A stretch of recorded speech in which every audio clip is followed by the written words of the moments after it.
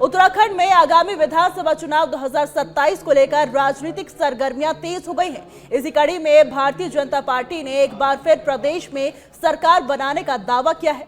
भाजपा का कहना है कि वो राष्ट्रहित की राजनीति के लिए जानी जाती है और आज देश भर में जनता के बीच पार्टी के प्रति विश्वास लगातार मजबूत हुआ है। पार्टी नेताओं के मुताबिक प्रधानमंत्री नरेंद्र मोदी के विकसित भारत के संकल्प को उत्तराखंड में विकसित उत्तराखंड के रूप में साकार करने के लिए राज्य सरकार लगातार काम कर रही है और मुख्यमंत्री पुष्कर सिंह धामी के नेतृत्व में सरकार लगातार जनता के बीच पहुंचकर काम कर रही है और सरकार जनता के द्वार की अवधारणा को जमीन पर उतारा जा रहा है। भाजपा का दावा है कि इसी विकास कार्यों और जनसंपर्क के दम पर पार्टी को एक बार फिर प्रदेश की जनता का भरोसा, प्यार और आशीर्वाद मिलेगा और 2027 में भाजपा दोबारा सरकार बनाएगी। आज भारतवर्ष के अंदर भारतीय जनमानस के मन में जो भारतीय जनता पार्टी के प्रति विश्वास जागा है, भरोसा जागा है, तो उसके साथ भारतीय जनता पार्टी आगे बढ़ रही है। अपने विकसित भारत के स्वप्न को, माननीय प्रधानमंत्री मोदी जी का विकसित भारत का स्वप्न, उत्तराखंड को विकसित उत्तराखंड बनाने का स्वप्न, युवा मुख्यमंत्री दिन रात जनता के बीच में बने हुए हैं। सरकार जनता के द्वार पर जाती है, ये ऐसा पहली बार हो रहा है और आने वाले समय में भी इसी तरह से ये गति जारी रहे, उसके दृष्टिगत हम सब लोग कार्य कर रहे हैं। आज भारतवर्ष के अंदर भारतीय जनमानस के मन में जो भारतीय जनता पार्टी के प्रति विश्वास जागा है, भरोसा जागा है, तो उसके साथ भारतीय जनता पार्टी आगे बढ़ रही है। अपने विकसित भारत के स्वप्न को मान वहीं उत्तराखंड में 2027 विधानसभा चुनाव से पहले ही सियासी सरगर्मियां तेज हो गई हैं। दिल्ली से लेकर देहरादून तक बैठकों का दौर लगातार जारी है। बीते बुधवार को दिल्ली में भाजपा की कोर कमेटी की महत्वपूर्ण बैठक हुई, जिसमें मुख्यमंत्री धामी सहित भाजपा के कई नेता शामिल हुए। भले ही ये बैठक भाजपा का आंतरिक मामला हो, लेकिन विपक्ष ने इस पर निशाना साधा है। कांग्रेस प्रदेश प्रवक्ता डॉक्टर प्रतिमा सिंह के अनुसार हाल ही में देश की 3 विधानसभा सीटें गंवाने के बाद प्रदेश भाजपा में डर का माहौल है। वहीं भाजपा प्रदेश प्रवक्ता मथुरा दत्त जोशी ने पलटवार करते हुए कहा है कि कांग्रेस अपनी चिंता करे, भाजपा हर समय चुनावी मोड में रहती है।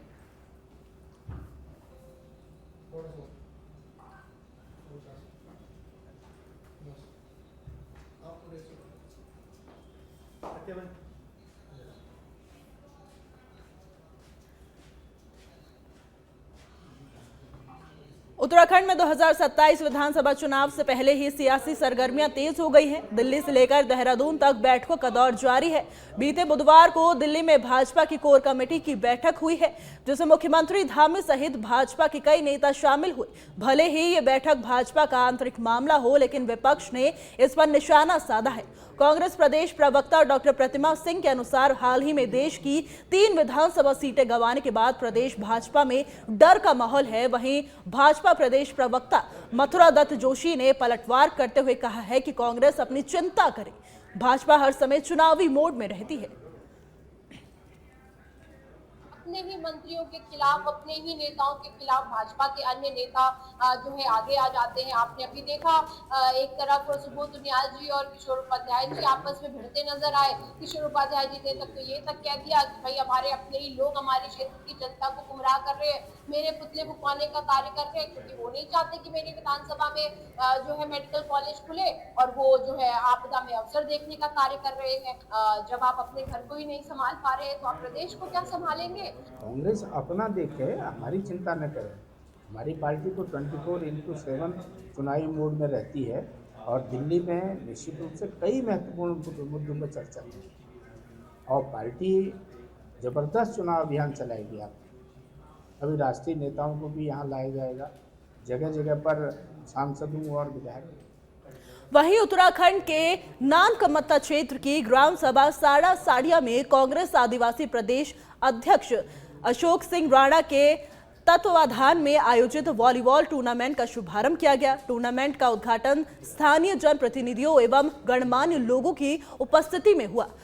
उद्घाटन समारोह में बड़ी संख्या में ग्रामीण, खेल प्रेमी और युवा खिलाड़ी मौजूद रहे। प्रतियोगिता के पहले दिन खिलाड़ियों और युवाओं में खेल को लेकर खासा उत्साह देखने को मिला। आयोजकों ने कहा है कि ऐसे आयोजन ग्रामीण क्षेत्रों में खेल प्रतिभागों को और बढ़ाने का काम करेंगे और युवाओं को नशे जैसी बुराइयों से दूर रखने में महत्वपूर्ण भूमिका निभाते रहे हैं। उद्घाटन समारोह का समापन खिलाड़ियों के परिचय एवं पहले मुकाबले के साथ हुआ।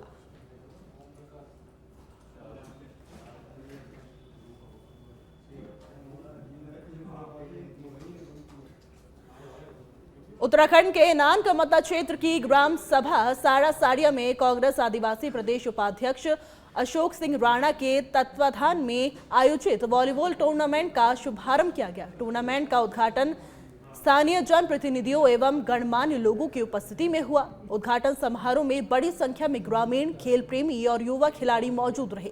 प्रतियोगिता के पहले दिन खिलाड़ियों और युवाओं में खेल को लेकर खासा उत्साह देखने को मिला।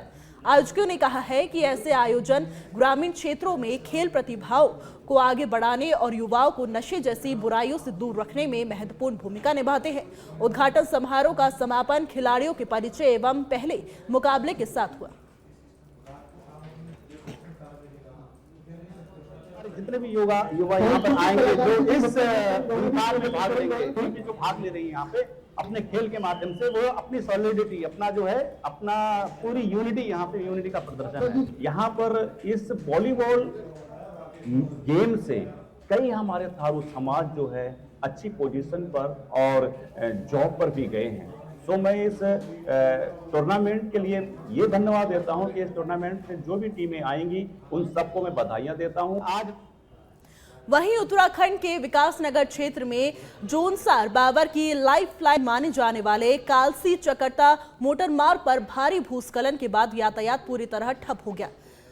जजरे डेंजर जोन में पहाड़ी से भारी मात्रा में मलबे और बड़े बड़े पोल्टर सड़क पर आ गिरने से मार्ग बंद हो गया। सड़क के दोनों ओर यात्री, स्थानीय लोग और फसलों से लदे वाहन फंस गए।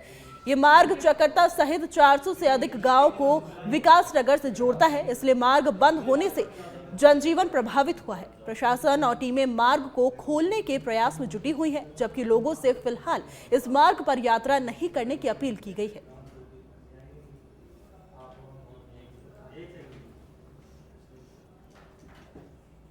वहीं चमोली जिले के गोचर नगर में व्यापार मंडल ने ओवरलोड निर्माण सामग्री ढोने वाले वाहनों और कांवड़ यात्रा के दौरान तेज रफ्तार दोपहिया वाहनों पर रोक लगाने की मांग की है। व्यापार मंडल अध्यक्ष राकेश लिंगवाल ने पुलिस रिपोर्टिंग चौकी प्रभारी मानवेंद्र सिंह गुसाई को ज्ञापन सौंपकर तत्काल कार्रवाई की मांग की है। उन्होंने कहा है कि कई वाहन निर्धारित क्षमता से अधिक पत्थर और गिट्टी और अन्य सामग्री लेकर गुजर रहे हैं, जिससे आमजन की सुरक्षा पर खतरा बना हुआ है। व्यापार मंडल ने बाजार क्षेत्र में तेज रफ्तार बाइक चालकों पर भी सख्ती की मांग की है, ताकि यातायात व्यवस्था सुरक्षित और सुचारू बनी रहे।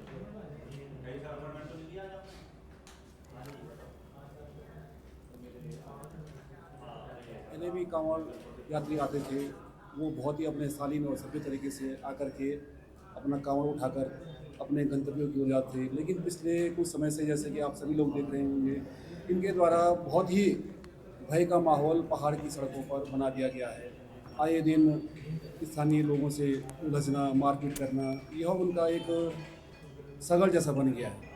आप लोग आइए, सभ्यता से आइए, शालीन तरीके से आइए, आपका स्वागत है। आप भगवान के दर पर आ रहे हैं तो आप शालीन तरीके से आइए, इसमें हमें कोई आपत्ति नहीं है। लेकिन इस प्रकार से सड़कों पर अराजकता का माहौल बनाकर लोगों में भय पैदा करना यह किसी भी दृष्टि से स्वीकार्य योग्य नहीं है। पहले भी कांवड़ यात्री आते थे वो बहुत ही अपने शालीन और सभ्य तरीके से आकर के अपना कांवड़ उठाकर अपने गंतव्यों की ओर जाते थे। लेकिन पिछले कुछ समय से, जैसे कि आप सभी लोग देख रहे होंगे, इनके द्वारा बहुत ही बता दें कि उत्तराखंड में लगातार हो रही भारी बारिश से जनजीवन अस्त व्यस्त हो गया है, तो वहीं पहाड़ी क्षेत्रों में जगह जगह भूस्खलन की घटनाएं सामने आ रही हैं, जिससे कई सड़कों पर आवागमन बाधित हो गया है।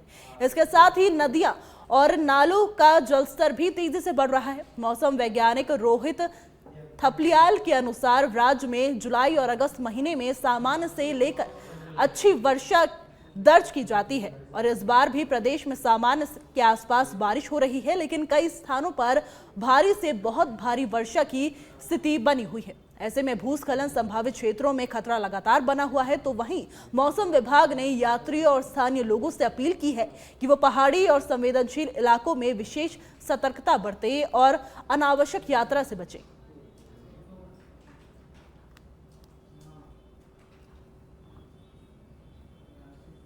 नॉर्मल सामान्य के आसपास वर्षा मिल रही है और जिसमें हमें कहीं कहीं भारी और बहुत भारी वर्षा भी देखने को मिल रही है। तो इसको देखते हुए जो हमारे भूस्खलन संभावित क्षेत्र हैं वहाँ पर भूस्खलन का खतरा बना रहता है। साथ ही जो नदी नाले हैं उनमें अचानक जल स्तर में वृद्धि होने की संभावना बनी रहती है। तो जो लोग यात्रा कर रहे हैं या भूस्खलन संभावित क्षेत्रों में रहते हैं या नदी नालों के आसपास सेटलमेंट्स हैं या वहाँ से गुजर रहे हैं तो उन्हें विशेषकर बहुत सावधान रहने की आवश्यकता है। बता दें कि उत्तराखंड के उधम सिंह नगर जिले के नानकमत्ता में एक युवक के साथ कथित मारपीट, छीना झपटी और यौन उत्पीड़न के मामले को लेकर ग्रामीणों का गुस्सा फूट पड़ा है।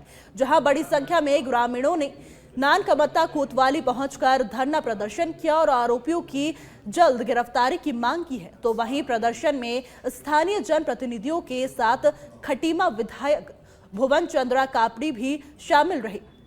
पुलिस के अनुसार नामजद 3 आरोपियों में से 2 को गिरफ्तार कर लिया गया है, जबकि एक आरोपी अभी फरार है जिसकी तलाश जारी है। इस दौरान प्रशासन ने ग्रामीणों ने क्षेत्र में बढ़ते नशे के कारोबार पर भी चिंता जताई है। सबसे पहले तो पुलिस की नाकामी है कि ये पता होते हुए कि उधर बिसोटा में स्मैक बेचती है, आज तक वहाँ कोई सख्त कार्रवाई नहीं कर पाई। इससे पहले भी वहाँ जो स्मैक जो है पकड़ी गई थी तो चंपावत पुलिस ने उसे पकड़ा था, उधम सिंह नगर पुलिस तब भी नहीं पकड़ पाई। तो सारे ग्रामीणों का आक्रोश है कि पुलिस किस लिए है, नशा बिकवाने के लिए है या नशा बेचने वालों को पकड़ने के लिए है। तो सारे ग्रामीण पीड़ित हैं, इसलिए सारे लोग यहाँ एकत्रित हुए हैं। जो हमारी सरकार है वो नशे के खिलाफ लगातार प्रयत्नशील है, लेकिन जो कल बिसोटा ग्राम सभा में जो घटना हुई है बहुत ही दुखद घटना है। इसके विरोध में हम सभी ग्रामवासियों के साथ यहाँ बैठे हुए हैं और हमारी मांग है कि जल्द से जल्द गिरफ्तारी हो और जो हमारी बिसोटा में नशा है वो ख़त्म हो। जो हमारे आने जाने वाले बच्चे हैं, अभी तो बेटा है, कल बेटियां भी, बहू भी हैं, आएंगी जाएंगी, परेशानी होगी। हम 7 साल से लगातार लगे हुए हैं, बार बार हम पुलिस प्रशासन से कह रहे हैं कि बिसोटा बंदे के पास में एक घटना होने प्रकाश में आई है, जिसमें 3 लोगों के द्वारा एक स्थानीय लोग के साथ मारपीट करके आपत्तिजनक कृत्य करके और उसका पर्स छीना है। इसमें हमने सुसंगत धाराओं में, सख्त धाराओं में मुकदमा दर्ज कर दिया है। कप्तान साहब के इसमें सख्त निर्देश हैं। 2 लोग इसमें पकड़े जा चुके हैं। एक को पकड़ने के लिए हमारी टीम यहाँ से भी लगी हुई है और कप्तान साहब ने जिले से एसओटी की टीम भी इसमें लगा दी है। तो सारी टीम इसमें किया। वहीं देहरादून के सैलाकुई क्षेत्र स्थित बाबा फरीद कॉलेज के कुछ हॉस्टल में मेस के भीतर सिलेंडर फटने से भीषण आग लग गई, जिससे इलाके में अफरा तफरी मच गई। सूचना मिलते ही पुलिस और अग्निशमन विभाग की टीम मौके पर पहुंची और कड़ी मशक्कत के बाद आग पर पूरी तरह काबू पाया गया। राहत की बात यह रही कि घटना के समय अधिकांश छात्र कॉलेज में थे, जिससे बड़ा हादसा टल गया। तो वहीं आग में किसी छात्र या कर्मचारी के घायल होने की सूचना नहीं है। घटना के बाद हॉस्टलों में फायर सेफ्टी व्यवस्था को लेकर सवाल उठने लगे हैं। स्थानीय लोगों ने सभी छात्रावासों और शैक्षणिक संस्थाओं में नियमित फायर सेफ्टी ऑडिट कराने की मांग की है। अगली बड़ी खबर क्यों, बता दें कि उधम सिंह नगर के गदरपुर थाना पुलिस ने फायरिंग मामले में बड़ी कार्रवाई करते हुए 4 वांछित आरोपियों को गिरफ्तार किया है। मुख्यमंत्री पुष्कर सिंह धामी के अपराध मुक्त उत्तराखंड अभियान के तहत एसएसपी अजय गणपति के निर्देशन में पुलिस ने कार्रवाई की।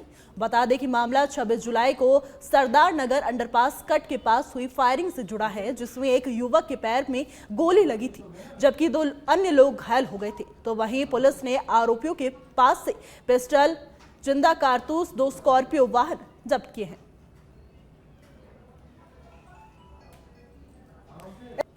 वहीं आगामी चुनाव और विशेष गहन पुनरीक्षण यानी एसआईआर प्रक्रिया को देखते हुए उत्तराखंड प्रदेश कांग्रेस ने देहरादून स्थित प्रदेश कार्यालय में कंट्रोल रूम की स्थापना की है। प्रदेश महामंत्री राजेंद्र भंडारी ने इसका उद्घाटन करते हुए कहा है कि कंट्रोल रूम के माध्यम से मतदाता सूची पुनरीक्षण की पूरी प्रक्रिया पर लगातार नजर रखी जाएगी। और कांग्रेस का कहना है कि जिन मतदाताओं के नाम बिना कारण काटे जा रहे हैं या नए नाम नहीं जुड़ पा रहे हैं, उनकी शिकायतों के माध्यम का प्रयास समाधान का प्रयास यहीं से किया जाएगा। साथ ही कांग्रेस ने आरोप लगाया है कि एसआईआर प्रक्रिया के दौरान हो रही कथित अनियमितताओं पर भी पार्टी की पैनी नजर बनी हुई है। कंट्रोल रूम के जो सदस्य हैं सभी को हमने जो है पूरी जानकारी मुहैया करा दी है और सभी लोग को जिले तय कर दिए गए हैं। अलग अलग जिलों से जो जानकारी प्राप्त कर रहे हैं और कुछ सूचनाएं भी आनी शुरू हो गई हैं। जिन लोगों को दिक्कतें हैं वो भी सूचनाएं आनी शुरू हो गई हैं। बहुत सारी दिक्कतें हैं, बहुत सारा टिपिकल मामला ये बन गया है एसआईआर के जो बीते 14 तारीख में और लोगों को काफ़ी दिक्कतें आ रही हैं। सबसे बड़ी दिक्कत ये है कि जो शहरी क्षेत्र हैं, शहरी क्षेत्र में जो ये डॉक्यूमेंट मांग रहे हैं उसको। वहीं उधम सिंह नगर के कालीनगर गांव में स्मार्ट मीटर लगाने पहुंची बिजली विभाग की टीम को ग्रामीणों के भारी विरोध का सामना करना पड़ा। दरअसल बिजली विभाग ने कुछ घरों में स्मार्ट मीटर लगाए ही थे कि इसकी जानकारी मिलते ही बड़ी संख्या में ग्रामीण मौके पर पहुंच गए और ग्राम प्रधान के प्रति अपना विरोध प्रदर्शन शुरू कर दिया। ग्रामीणों ने स्पष्ट कहा है कि वो अपने घरों में स्मार्ट मीटर नहीं लगाने देंगे। तो वहीं बढ़ते हंगामे के बीच पुलिस को मौके पर बुलाना पड़ा, जहां पुलिस ने दोनों पक्षों से बातचीत कर स्थिति को शांत कराया। विरोध के चलते बिजली विभाग की टीम को बिना काम पूरा किए वापस लौटना पड़ा। वहीं देहरादून के विकास नगर स्थित सैलाकुई थाना क्षेत्र में स्वर्णा नदी में अवैध खनन के दौरान हुए हादसे में ट्रैक्टर चालक की दर्दनाक मौत हो गई। जानकारी के अनुसार चौहड़पुर रेंज का वन सुरक्षा दल गश्त पर था। इसी दौरान वन टीम को देखकर अवैध खनन सामग्री भर रहा ट्रैक्टर चालक रूपन सिंह तेजी से भागने लगा, जहां भागने के दौरान ट्रैक्टर का टायर बड़े पत्थर से टकराकर अनियंत्रित हो गया और चालक नीचे गिर पड़ा, जहां सिर में गंभीर चोट लगने से चालक की मौत हो गई। जानकारी के मुताबिक मृतक मूल रूप से बिहार के समस्तीपुर का रहने वाला था। फिलहाल पुलिस और वन विभाग ने मामले की जांच शुरू कर दी है, जबकि घटना के बाद क्षेत्र में अवैध खनन को लेकर सवाल भी उठने लगे हैं। अब खबर उत्तराखंड के हरिपुर कालसी से है, जहां एक युवक ने अपनी जान जोखिम में डालकर गौवंश को बचाकर मानवता और साहस की मिसाल पेश की है। उफनती लहरों के बीच युवक का ये साहसी बड़ा भरा कदम अब इलाके में चर्चा का विषय बना हुआ है। मिली जानकारी के अनुसार अभिषेक नामक युवक बिना अपनी जान की परवाह किए नदी में उतर गया और गौवंश को अपने कंधे पे उठाकर सुरक्षित स्थान तक पहुंचाकर उसकी जान बचा ली। वहीं उत्तराखंड में मौसम का मिजाज फिलहाल बिगड़ा हुआ दिख रहा है। मौसम विज्ञान केंद्र ने देहरादून और बागेश्वर जिलों में भारी से बहुत भारी बारिश की संभावना को देखते हुए ऑरेंज अलर्ट जारी किया है। वहीं 6 अगस्त तक देहरादून, चमोली, रुद्रप्रयाग, उत्तरकाशी, पिथौरागढ़, बागेश्वर, टिहरी गढ़वाल, चंपावत और नैनीताल समेत कई पर्वतीय जिलों में हल्की से मध्यम बारिश को लेकर येलो अलर्ट भी जारी किया है। मौसम विभाग ने लोगों से भूस्खलन संभावित क्षेत्रों में अनावश्यक यात्रा से बचने, नदी नालों से दूरी बनाए रखने और प्रशासन द्वारा जारी एडवाइजरी का पालन करने की अपील की है।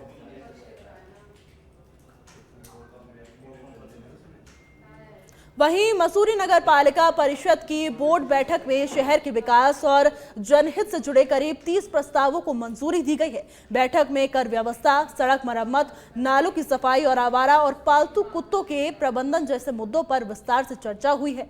बोर्ड ने आवासीय भवनों के संपत्ति कर में वरिष्ठ नागरिकों को 15% छूट देने के प्रस्ताव को भी स्वीकृति प्रदान कर दी है। तो वहीं बैठक के बाद पालिका अध्यक्ष मीरा सकलानी ने कहा है कि नगर पालिका पूरी पारदर्शिता के साथ कार्य कर रही है।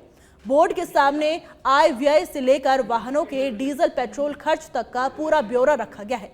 साथ ही कहा गया है कि बरसात के बाद सड़कों की मरम्मत तेज की जाएगी और मलबा निर्धारित स्थान के अलावा डालने वालों पर सख्त कार्रवाई होगी। है उसके टैक्स में पालिका ने 15% की छूट बोर्ड के माध्यम से रखी गई है। इसी तरीके से जो हमारे आय व्यय के जो प्रस्ताव है, सभी प्रस्तावों पर विस्तृत रूप से चर्चा करते हुए और साथ में जो एक महत्वपूर्ण जो प्रस्ताव रहा है लास्ट में, वो था जो हमारे स्ट्रीट डॉग है या जो हमारे पालतू जो डॉग्स हैं उनके